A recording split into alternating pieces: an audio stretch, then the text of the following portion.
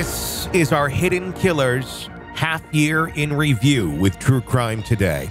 A look back at some of the most compelling conversations about the biggest cases we're following for you right here over the last 6 months and first half of 2024. Here's another one of those conversations.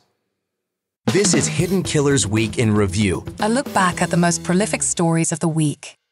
This is the Hidden Killers podcast with Tony Brueski. Featuring author, psychologist, and daily contributor, Siobhan Scott. Did his family have any clue what went on in that basement? You know, because there were actually descriptions of having devices to suspend women from the ceiling. I mean, you know, it was just horrifying. That's where you go back and you got to start wondering a little bit, Asa, how do you not know that there's this stuff in your basement?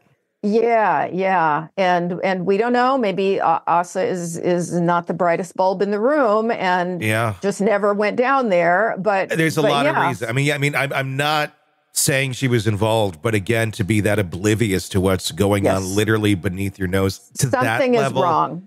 Yeah. Like, maybe it was abuse. Maybe she would get the crap beat out of her if she goes down there. So she just never did. I mean, there's a lot of logical reasons why she could not, or why she didn't know these things, or just was willfully ignorant for survival. I don't know. But I think there's a lot of questions that still need to be answered. I call that a negative hallucination, where somebody just seems unable to see something that's right in front of them. So it could be that there's psychological problems with her. We don't know yet. Well, but the other thing that I thought was fascinating is that he made references with specific page numbers to John Douglas's books, the former FBI profiler who wrote Mindhunter and several other books.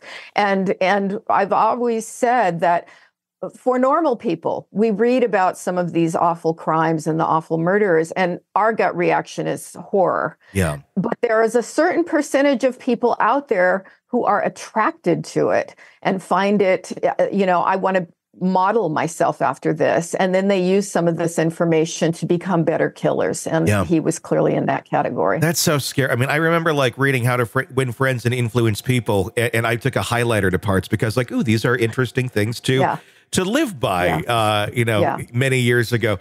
I can't imagine doing that to Mindhunter. Unless I'm referencing a case and it's something I'm talking about. Right. But it shows that distorted thinking that, this person is a different sort of animal. This is a predator. He is not a normal human being, but he role played. These guys can be very, very good at pretending to be fine, upstanding, normal people. And it's horrifying to get into their minds. I had to eventually, in my forensic work, I had to eventually say, don't give me a sadist. I can handle other kinds of criminals, but sadists, it's just too disturbing for me. I have nightmares at night, and I don't need to do that. This reminds me so much of Dennis Rader. It's like another version. Like they could be brothers. I think. In terms of what they did, the way that they were able to carry on a life of a family, and nobody's the wiser for all of these years. And that's a good example there. That family there is a good example of being unaware of what was going on around you with this type of a criminal. It's just disturbing how similar they seem to be. And obviously we don't see a lot of these. At least we don't catch a lot of these, because I think maybe catch is the operative word, is because they're so good at hiding. Do you think he ever had a plan here, Rex, that he thought he would get caught at some point, and what to do when that happens? I think maybe he was grandiose enough to think he wasn't going to get caught. He had done this for so many years. He obviously was thinking through, washing out the body cavities, everything to remove any DNA. It was just, I think this was a guy who really didn't want to get caught and took great pride in his work and thought that he wasn't going to get caught. So it probably surprised him when he did. And it's someone who did get caught. How does society get in front of some of these monsters before we discover there's this trove of, we know 6 now. I'm going to guess we're probably in the teens, 20s, 30s, 40s, 50s, maybe hundreds at the end of the day. I mean, he seemed to operate completely unscathed without anybody knowing anything. Is there a way to ever kind of get in front of this sort of thing so they're not able to operate the way that they do and to stop it far earlier in the tracks? Yeah, I think we are doing a really good job with catching murderers quickly. You know, if indeed Kohberger is guilty, if they did not have the forensic evidence and the ability with DNA and genetic genealogy, they wouldn't have caught him. And might he have killed more people? Yeah, in all likelihood.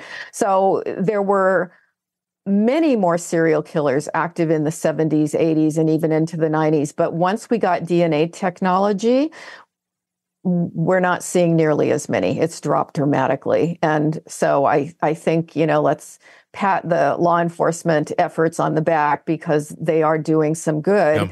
And we've just got to continue to, I think that's the thing about educating people about this stuff. We've got to look closely at people that we may know. You know, now I sound paranoid when I'm saying that. Not talking about my husband, but you know, I think everybody. Fun conversation at dinner tonight, honey. Yeah. Can I look at what's on your computer? You know, but I think particularly with kids, if they're into violent porn, I mean, parents be diligent. You know, we've got to get people early on. If you see red flags in kids and teenagers, call it out, get some help. And yeah, could this have been prevented in some way? We may never know, but my God, at least he was stopped at this point. Yeah. Want to listen ad-free? Want advanced access to all of our interviews before anyone else? Become a True Crime Today Premium Plus subscriber on Apple Podcasts. You get every episode commercial-free. So you can binge on true crime until you can binge no more. Search True Crime Today Premium Plus on Apple Podcasts now, or go to our podcast page and sign up now. More of the Hidden Killers podcast next.